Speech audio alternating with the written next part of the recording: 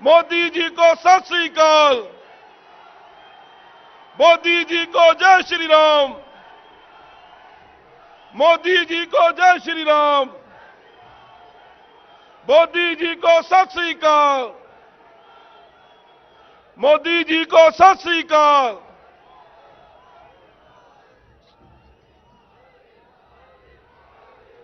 सो मैं हुण बेनती करांगा, अज बहुत ही पवित्र दिहाड़ा है।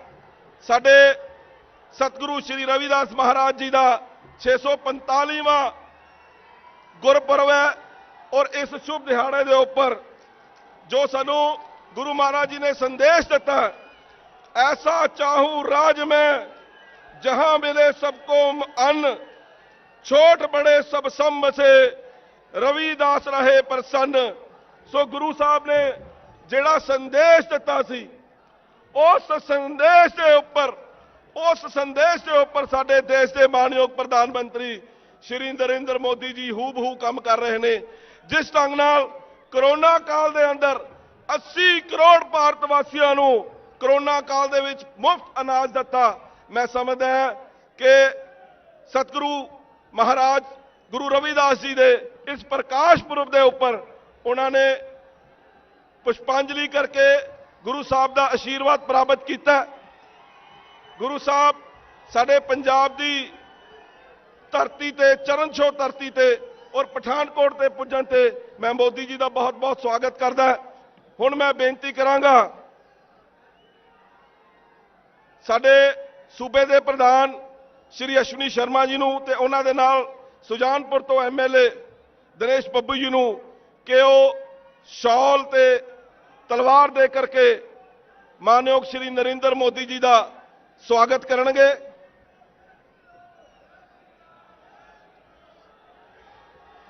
भारत माता की, भारतीय जनता पार्टी, भारतीय जनता पार्टी, बोले सो निहाल।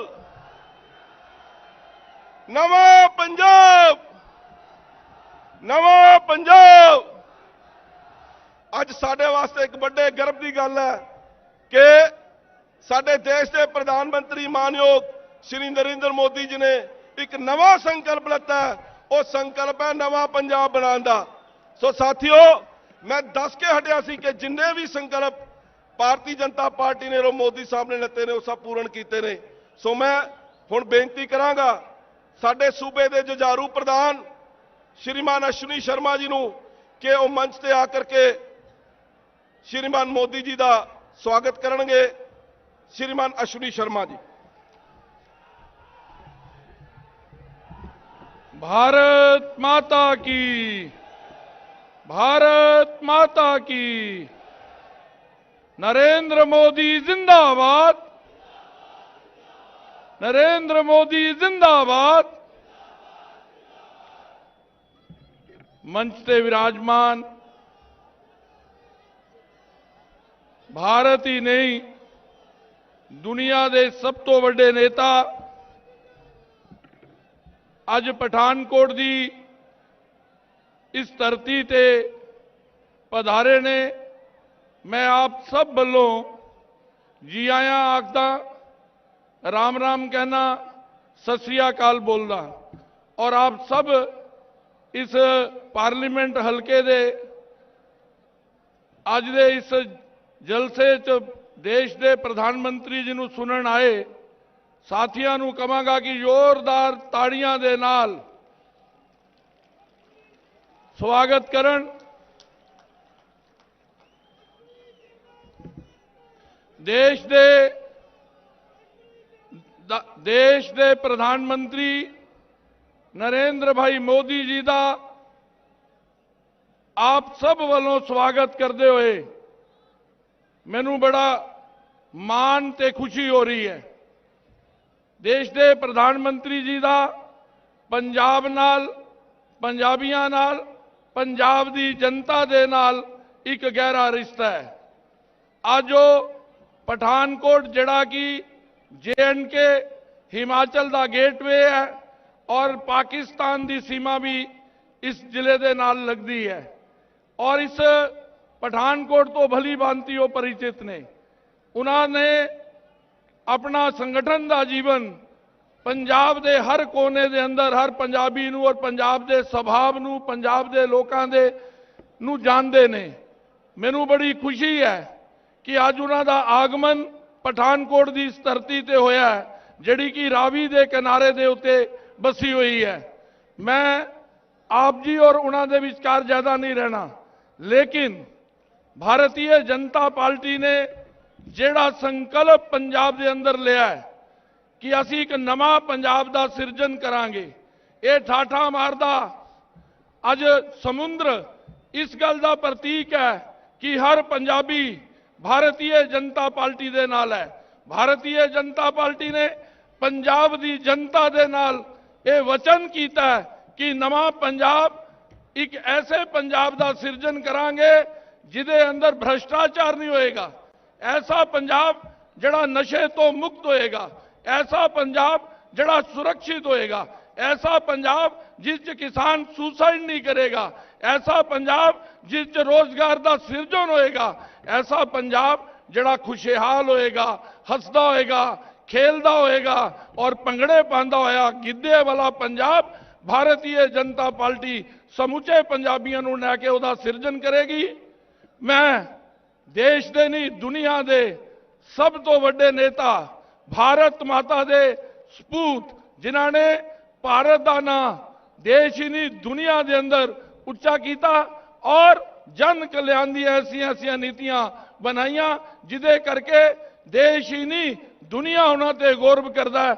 ऐसे प्रधानमंत्री जी को मैं आप सब दे सम्मुख बुलाते हुए हर्ष अनुभव कर रहा और मैं नरेंद्र भाई मोदी देश के प्रधानमंत्री जी को कहांगा आए हुए इस जन सलाब को संबोधित करन। बहुत बहुत धन्यवाद।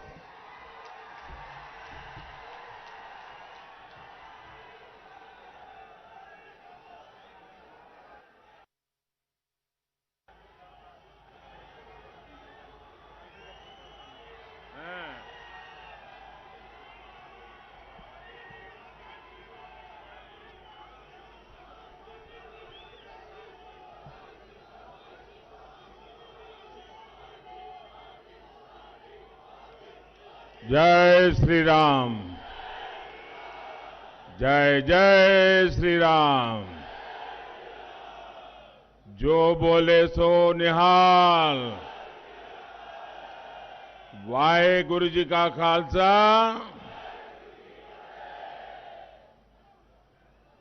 वाहेगुरु जी की फतेह के इस उद्घोष को लेकर हम ये फतेह रैली कर रहे हैं। अपने गुरुओं, अपने संतों की वाणी पर चलकर ही हम 21वीं सदी का नवा पंजाब बनाएंगे।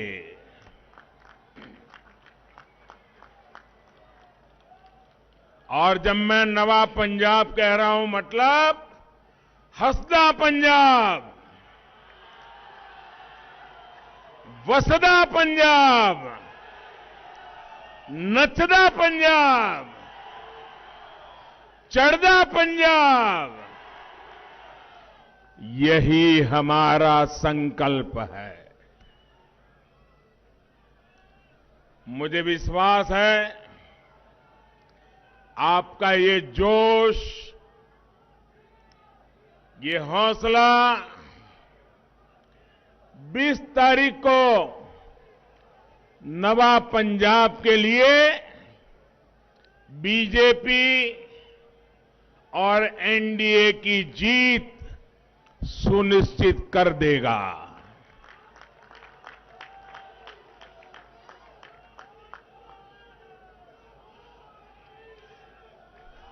सरकार बनाएंगे ना, भाजपा की सरकार बनाएंगे ना, पूरा पक्का विश्वास है। आपका ये जो दमखम है ना, उसमें ही मुझे विजय नजर आ रहा है। साथियों, मैं पठानकोट की इस पवित्र धरती से मुक्तेश्वर महादेव मंदिर और अमृतसर के दुर्गियाना माता मंदिर का प्रणाम करता हूं। ये धरती हरमंदिर साहब और करतारपुर साहब की भी धरती है। इस पवित्र धरती से मैं सभी गुरुओं को श्रद्धापूर्वक नमन करता हूं। आज संत रविदास जी की भी जयंती है।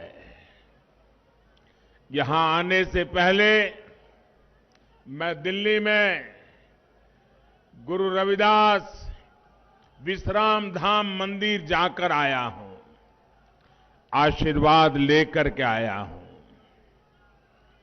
पंजाब से भी बड़ी संख्या में हमारे साथी लाखों श्रद्धालु उनकी जन्मस्थली बनारस गए हुए हैं। यहां से जो यात्री और देश भर से यात्री आज जो बनारस आए हैं, उनकी सहूलियत के लिए जितना कुछ कर सकता हूं, मैंने और योगी जी की सरकार ने करने का प्रयास किया है। यहां के मेरे सभी साथियों की सहूलियत के लिए रेलवे ने 2 विशेष ट्रेन भी चलाई है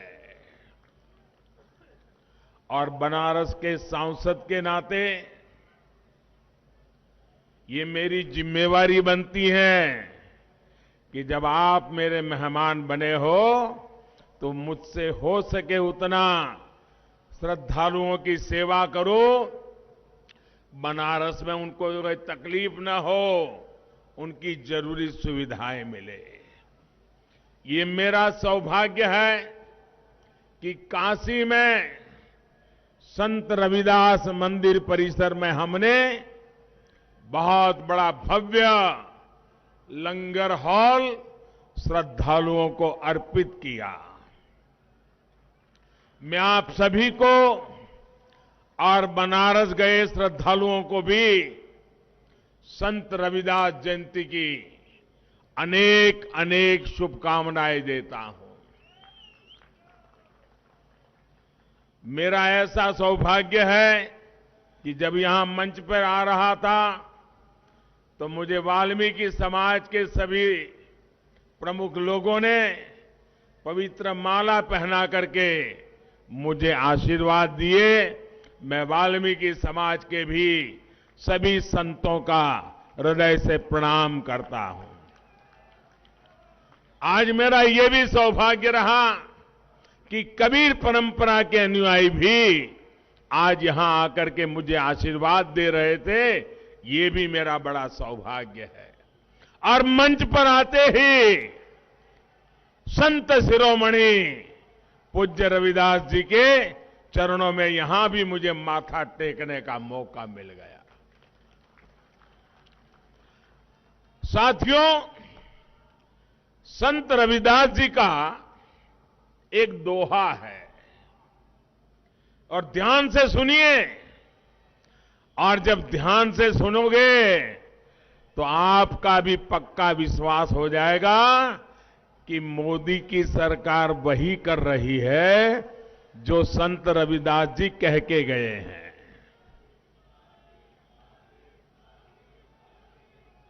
संत रविदास जी ने अपने दोहे में क्या कहा है,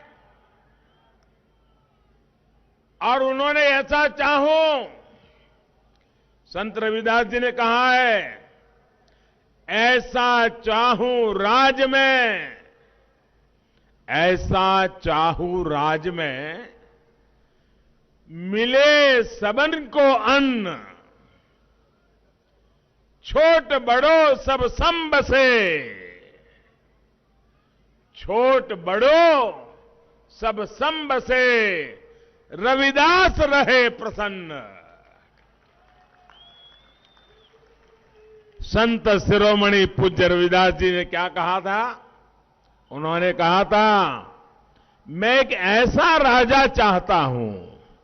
देखिए, रविदास जी ने कहा है, मैं एक ऐसा राजा चाहता हूं जिससे राज्य में सभी को अन्न मिले, हर कोई एक समान समरस होकर रहे, और जब ऐसा होगा तो स्वाभाविक रूप से रविदास जी प्रसन्न होंगे ही। ये संत रविदास जी ने कहा है। साथियों, सबका साथ सबका विकास के मंत्र, उस मंत्र को लेकर के चल रही भाजपा का आदर्श भी संत रविदास जी के शब्दों से प्रेरणा लेकर के हम आगे बढ़ते हैं। और इसलिए हमारी सरकार के लिए गरीब का कल्याण सर्वोपरि है। आप देखिए, पूरी दुनिया में एक ऐसी महामारी आई है, ऐसी महामारी आई है, 100 साल में कभी ऐसी महामारी नहीं आई और पूरी दुनिया में फैली है। लेकिन भाजपा सरकार ने संत रविदास जी की इस भावना को प्राथमिकता दी।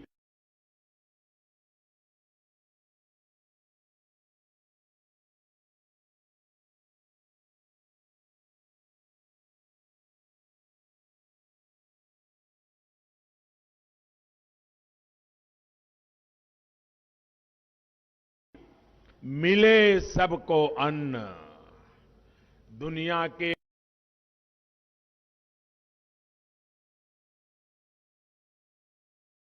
बड़े बड़े देशों में आज कोरोना की वजह से गरीब को हर तरह की दिक्कत आ रही है, खाने पीने की समस्या हो रही है।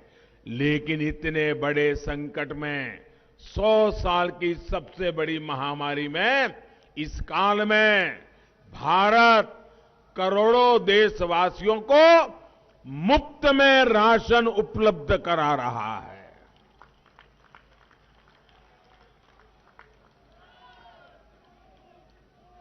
कोई भी ऐसा गरीब ना हो जिसके घर में चूल्हा न जलता हो। भाई, ये काम करना मेरे लिए एक पवित्र सेवा का काम था। पंजाब के भी लाखों गरीबों को 2 साल से मुफ्त राशन मुहैया कराया जा रहा है। हमने प्रयास किया है कि महामारी के इस समय में कोई भूखा गरीब हमारे यहां गरीब भूखा न सो जाए। कोरोना की वैक्सीन भी हमारी सरकार ने मुफ्त मुहैया कराई।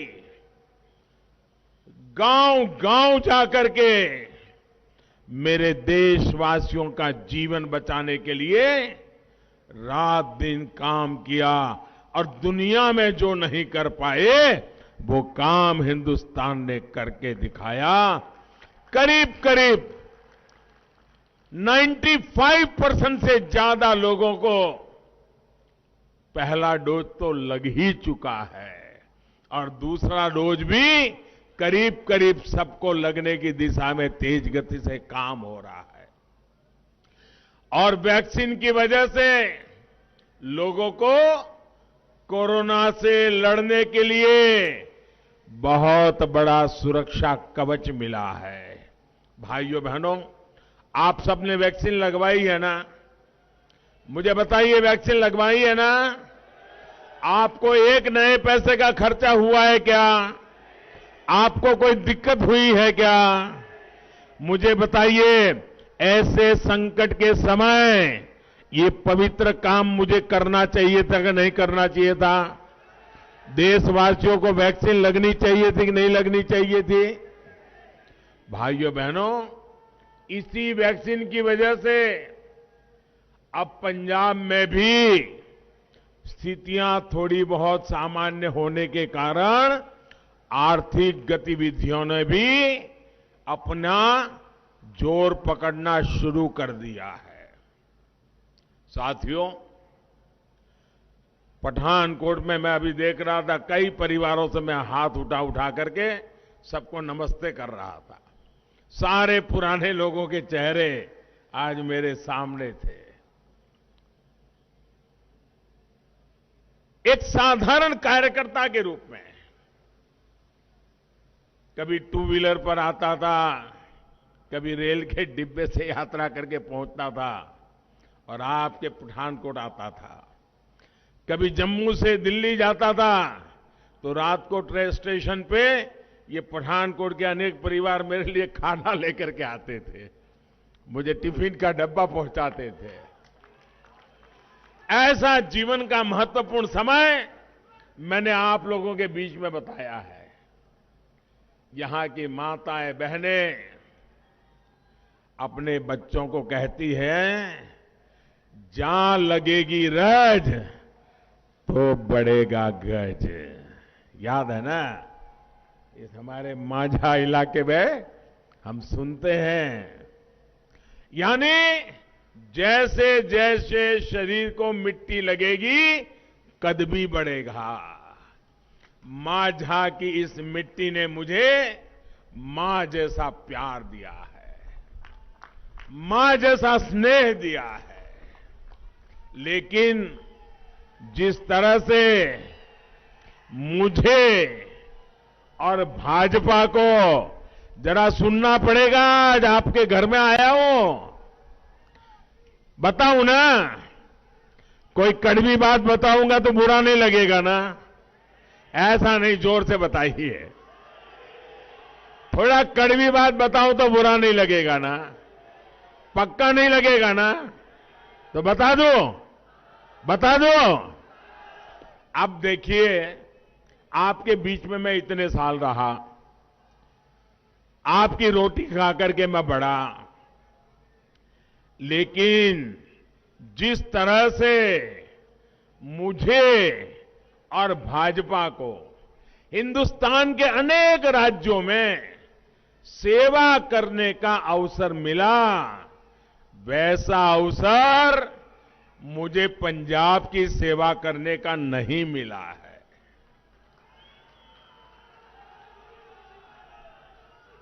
और पहले भी हमारा हाल क्या था?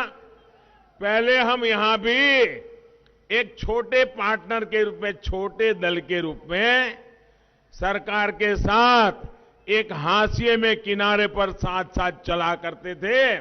पंजाब की शांति के लिए, पंजाब की एकता के लिए, पंजाब के उज्जवल भविष्य के लिए हमने हमारी पार्टी का नुकसान करके पंजाब का भला करने को प्राथमिकता दी थी।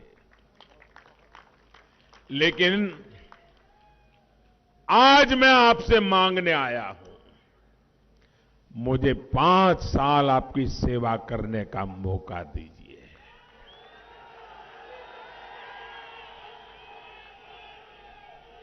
मैं आपको भरोसा देता हूं, मैं आपको भरोसा देता हूं,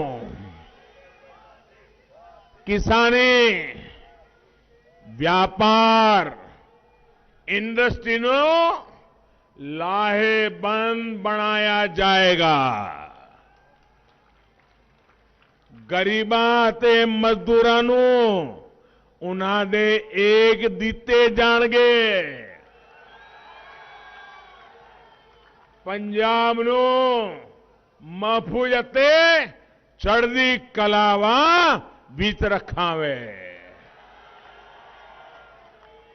साथियों, जनता जब भाजपा को मौका देती है, फिर न जनता हमारा हाथ छोड़ती है, न वंशवाद का हुआ सफाया।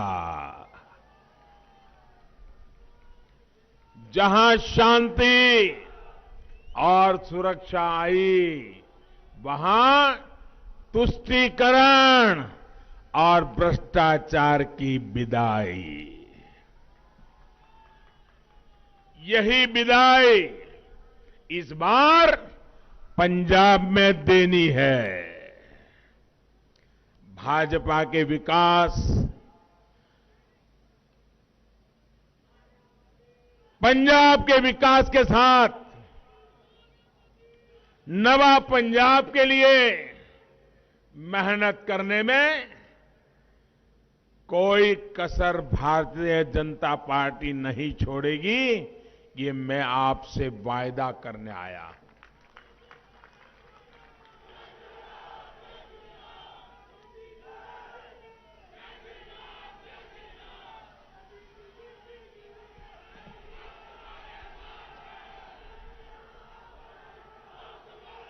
साथियों,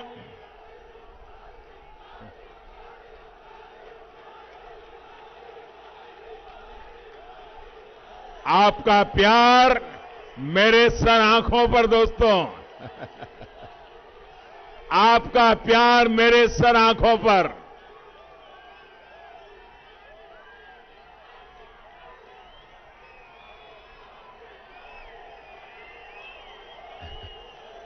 जो दिल्ली में एयर कंडीशन कमरों में बैठे हैं ना, उनको पता नहीं है ये प्यार की ताकत क्या है।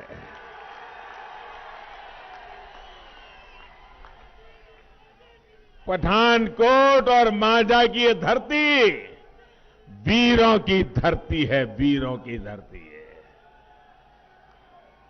यहां घर घर से नौजवान देश की सुरक्षा के लिए सीमाओं पर सेवा दे रहे हैं। इसी मांझा से गुरुओं ने सिख धर्म को भी विस्तार दिया था। लेकिन सरकार अगर संस्कारों के खिलाफ चलने वालों की हो, तो वो विरासत और पहचान दोनों को मिटाने के लिए लग जाती है। कांग्रेस ने पंजाब और देश की शान के खिलाफ क्या क्या कुकृत्य नहीं किए। इसी पठानकोट पर जब पाकिस्तानी आतंकियों ने हमला किया था, तब देश उस संवेदनशील मौके पर एकजुट था। लेकिन कांग्रेस पार्टी के नेता क्या कर रहे थे, आप मुझे बताइए, जरा आप मुझे जवाब दीजिए। इन लोगों ने सैन्य के शौर्य के खिलाफ सवाल उठाए थे कि नहीं उठाए थे? हमारी सेना पर शक किया था कि नहीं किया था? मेरी इस धरती के लालों पर शक किया था कि नहीं किया था? इन्होंने शहीदों की शहादत पर कीचड़ उछालने का पाप किया था कि नहीं किया था? और आप देखिए, पुलवामा के हमले की बरसी पर भी ये कांग्रेस के लोग अपनी पाप लीला को बंद नहीं कर पाए, बाज नहीं आ रहे हैं। वो हमारी सेना की बहादुरी को फिर से सबूत मांगने लग गए हैं। मैं वीर जवानों को और पूर्व सैनिकों का आभार व्यक्त करता हूं कि उन्होंने मुंह तोड़ जवाब देकर के कांग्रेस ने मुंह पर ताले लगा देने की कोशिश की है। अब आप लोग ये तय करिए, क्या पंजाब जैसे सीमावर्ती और संवेदनशील राज्य की सुरक्षा ऐसे लोगों के हाथ में हम दे सकते हैं क्या? ऐसे लोग आपको सुरक्षा दे सकते हैं क्या? ऐसे लोग आपका भला कर सकते हैं क्या? ये आपकी चिंता कभी कर सकते हैं क्या? अगर इन्हें फिर से मौका मिल गया तो ये पंजाब की सुरक्षा को खतरे में डालने से पीछे नहीं हटेंगे।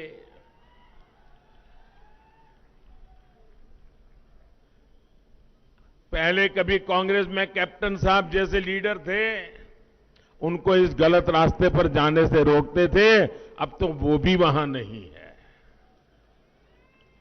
और इसलिए 20 फरवरी को पंजाब की सुरक्षा को ध्यान में रखते हुए भाजपा को एनडीए को वोट देना है। ढींडसा साहब और कैप्टन साहब की पार्टियां भी आज हमारे साथ पंजाब के उज्जवल भविष्य के लिए हमारे साथ जुड़ी है। 20 फरवरी को पंजाब में शांति और अमन के लिए भाजपा को वोट देना है।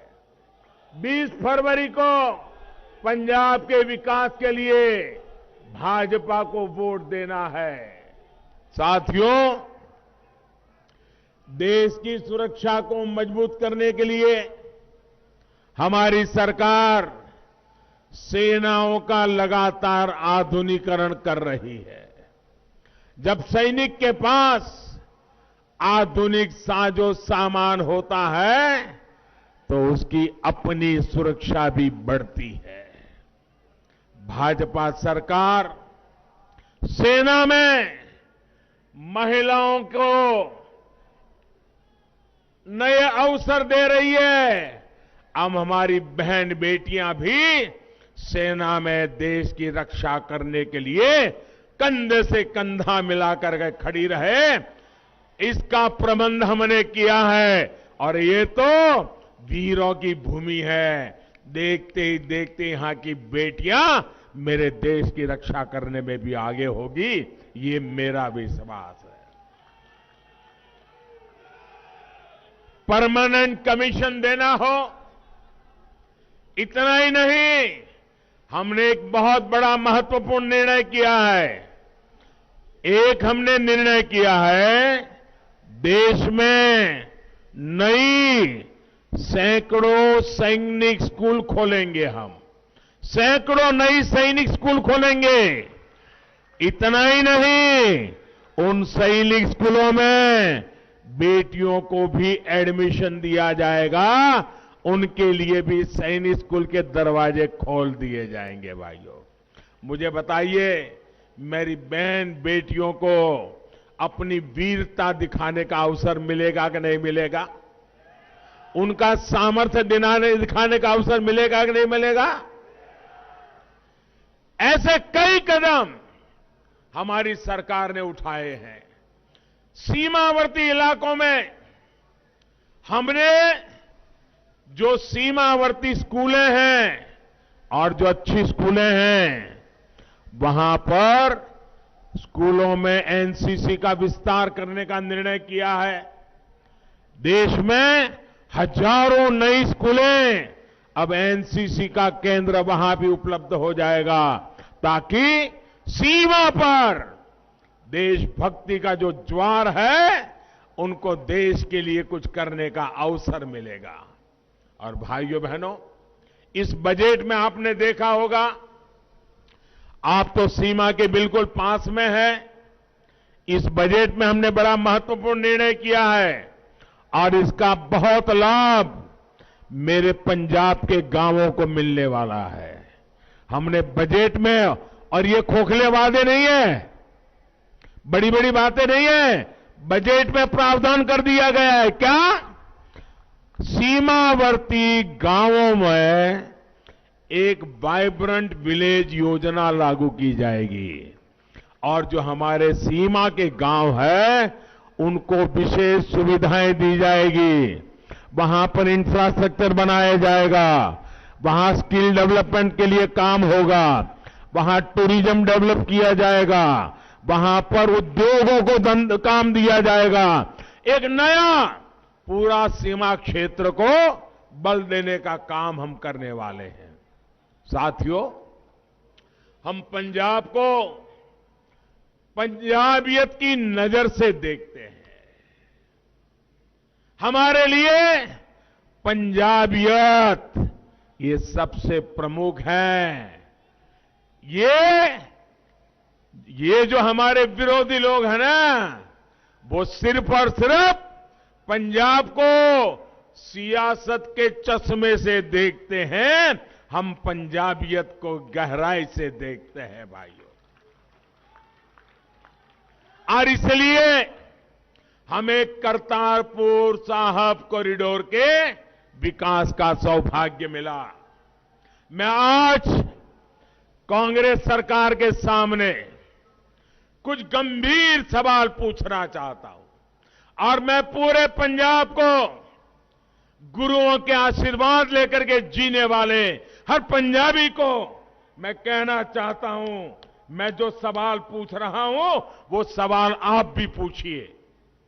आप मुझे बताइए, जब भारत विभाजन हुआ, नेता कौन थे भाई? कांग्रेस के थे कि नहीं थे? थे कि नहीं थे? देश के टुकड़े हुए तब कांग्रेस के लोग थे कि नहीं थे? क्या इनको इतनी समझ नहीं आई कि 6 किलोमीटर दूर सीमा से हमारे गुरु नानक देव जी की तपोभूमि, क्या विभाजन के समय वो 6 किलोमीटर और गुरु नानक देव जी की पवित्र भूमि भारत में रख सकते थे कि नहीं रख सकते थे? रख सकते थे कि नहीं रख सकते थे? रखना चाहिए था कि नहीं रखना चाहिए था? जरा हिम्मत से बताओ, रखना चाहिए था कि नहीं रखना चाहिए था? ये पाप किया है कि नहीं किया उन्होंने? हमारी भावनाओं को कुचला है कि नहीं कुचला है?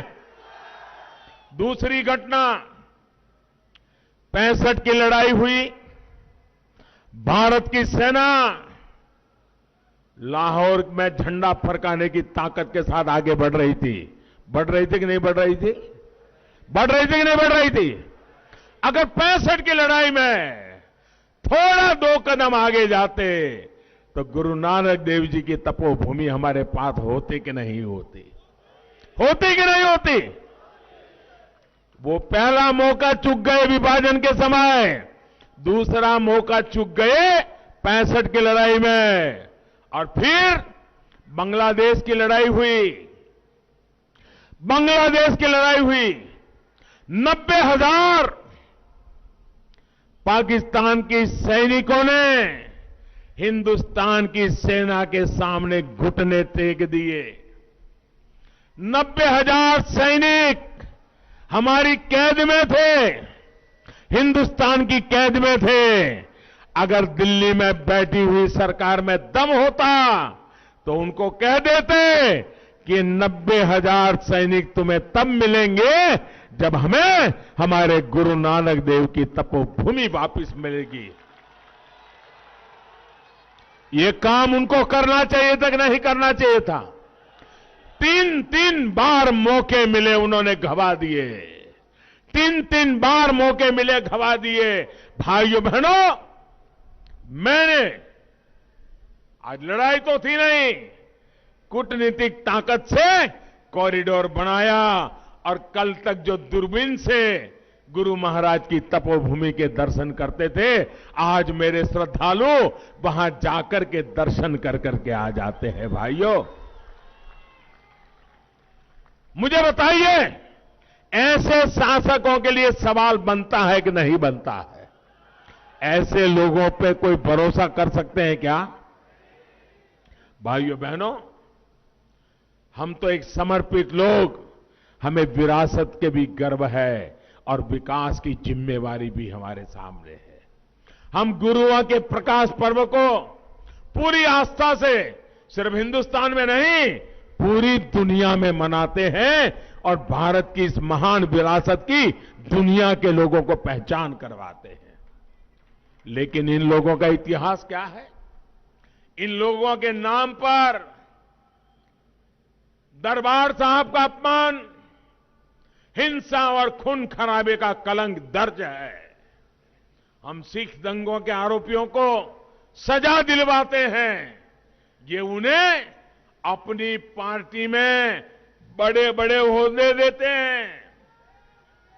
यही वो लोग हैं जिन्होंने राम मंदिर के निर्माण को रोकने के लिए पूरी ताकत लगा दी थी।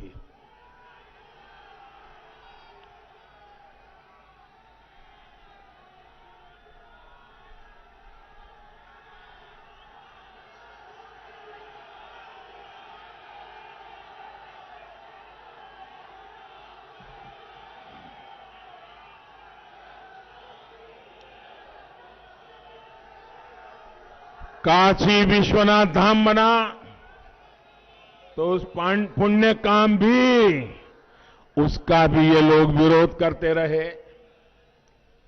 काशी विश्वनाथ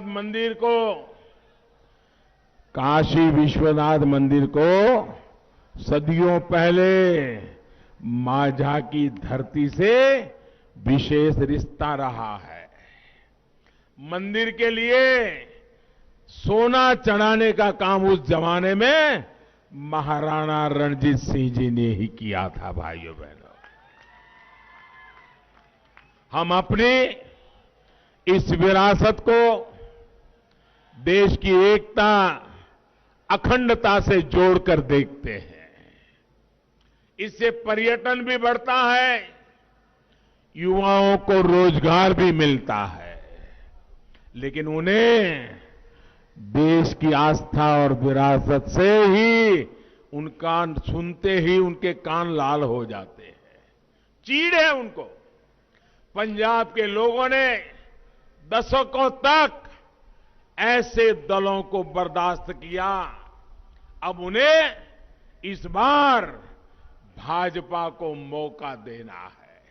और मैं परसों जालंधर आया था, मुझे यहां से जो खबरें मिल रही है, पंजाब ने पक्का कर लिया है इस बार पक्का परिवर्तन, भाजपा की सरकार। भाइयों और बहनों, कांग्रेस पार्टी की करतूतों का साथ देने के लिए अब उन्हें पार्टनर इन क्राइम भी मिल गया है।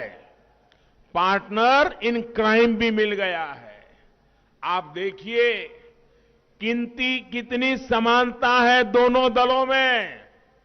जब अयोध्या में राम मंदिर बनता है तो ये दोनों पार्टियां उसका विरोध करते हैं, मिलकर के विरोध करते हैं। जब भारत के जांबाज अपना शौर्य दिखाते हैं तो ये दोनों पार्टी के नेता वही बोलते हैं जो पाकिस्तान से बोला जाता है, पाकिस्तान के सूर में सूर मिलाते हैं। एक ने पंजाब के युवाओं को नशे के जाल में धकेला, दूसरी पार्टी दिल्ली के युवाओं को शराब का लती बनाने में लगी हुई है। भाइयों बहनों, इतना ही नहीं, एक ने पंजाब को लूटा, दूसरी दिल्ली में एक के बाद एक घोटाले कर रही है। ये दोनों एक ही थाली के चट्टे बट्टे होने के बावजूद अब ये दोनों पार्टियां मिलकर पंजाब में नूरा कुश्ती कर रहे हैं। नूरा कुश्ती, WWF आता है ना, हाँ, ये कर रहे हैं जी। ये आमने सामने होने का दिखावा कर रहे हैं।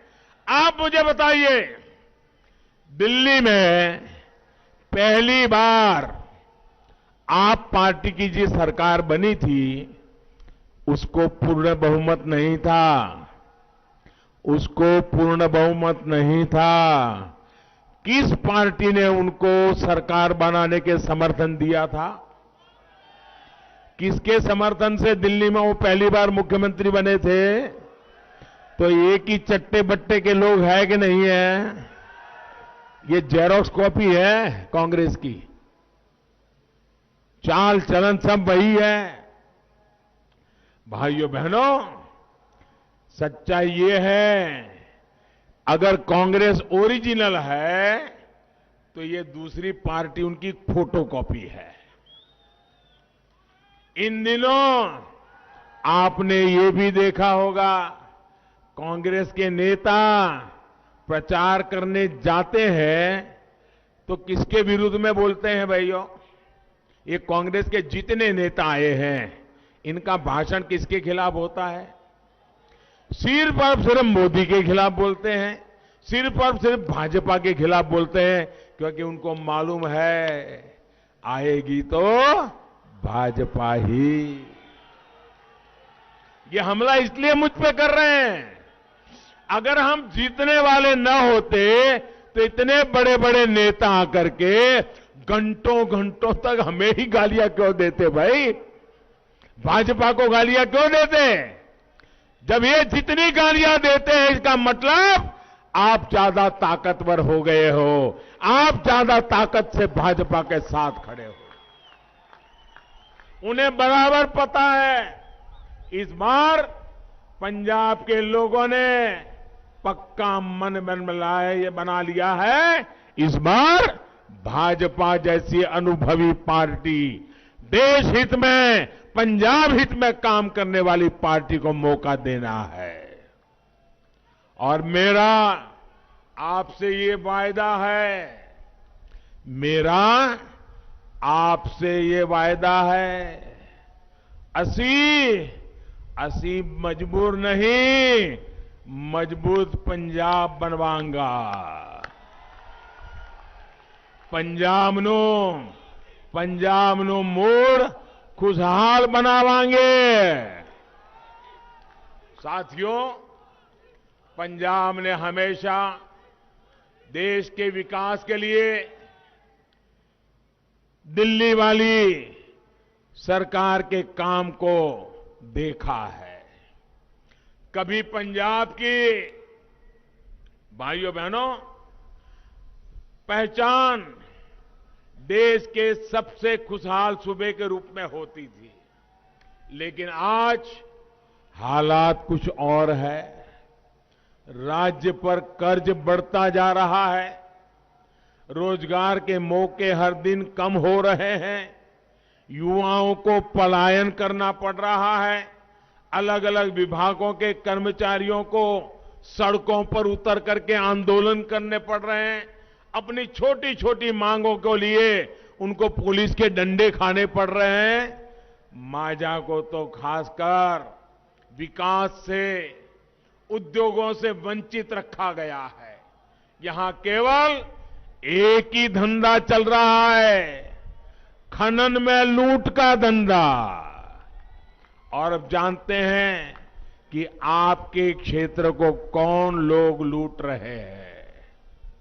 आप जानना चाहता हूं, आपसे जानना चाहता हूं, क्या इस रेत माफियाओं पर, खनन माफियाओं पर कोई कार्रवाई होती है क्या? ये सरकार कोई कदम उठाती है क्या? सरकार के मुलाजिमों को डंडा मारने के लिए तो पुलिस रखते हैं, लेकिन खनन माफियाओं को महलों में मौज मिलती है भाइयों। ये इसलिए विधायक बनते और बनवाते हैं ताकि पूरे पंजाब की मिट्टी को खोदकर अपनी तिजोरियां भर लें। ये लोग अपनी मिट्टी से विश्वासघात कर रहे हैं। ये खेल तभी रुकेगा जब ईमानदार और काम करने वाली सरकार होगी, भाजपा के नेतृत्व वाली सरकार होगी।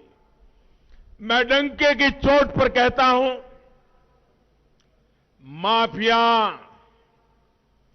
माफिया पंजाब छोड़ेगा।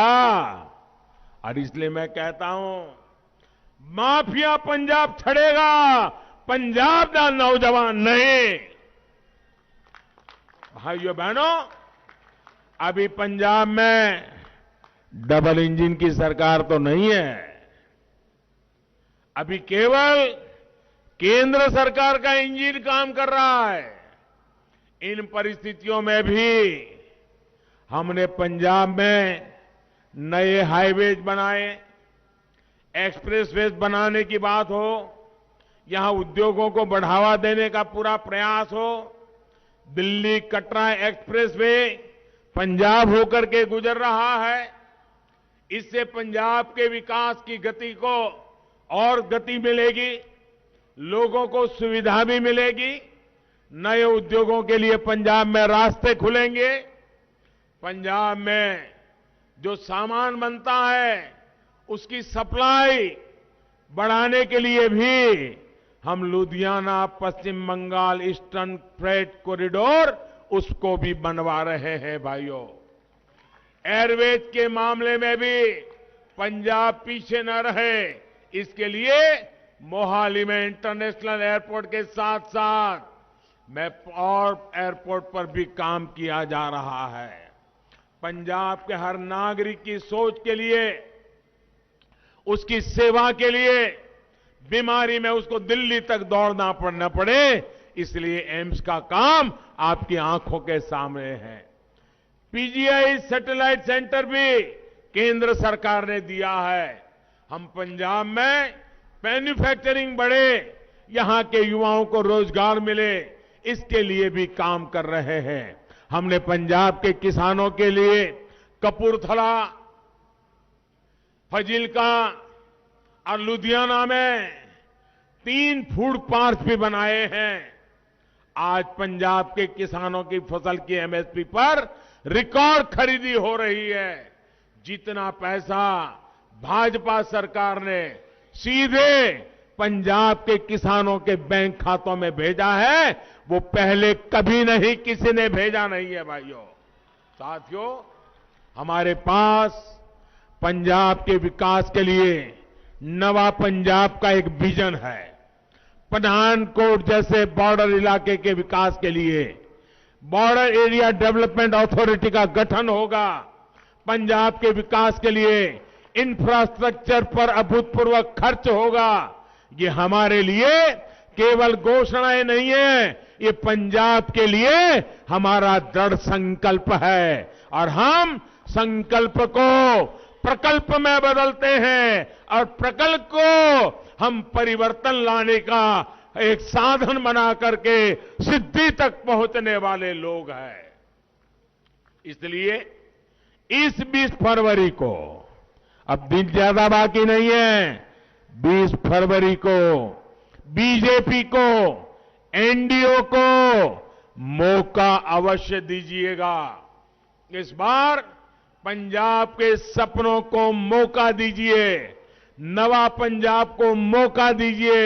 इसी अनुरोध के साथ आप सभी को एक बार संत रविदास जयंती की अनेक अनेक बधाई, अनेक अनेक शुभकामनाएं। मेरे साथ बोलिए भारत माता की। दोनों मुट्ठी बंद करके पूरी ताकत से बोलिए भारत माता की, भारत माता की। मैं सभी इस चुनाव के जो उम्मीदवार हैं उनसे मेरी रिक्वेस्ट है कि जरा आगे आ जाए। जो चुनाव लड़ रहे हैं वो आगे आ जाए, जो उम्मीदवार है। भारत माता की, भारत माता की, भारत माता की। बहुत बहुत धन्यवाद। अरे वो खड़े रहो।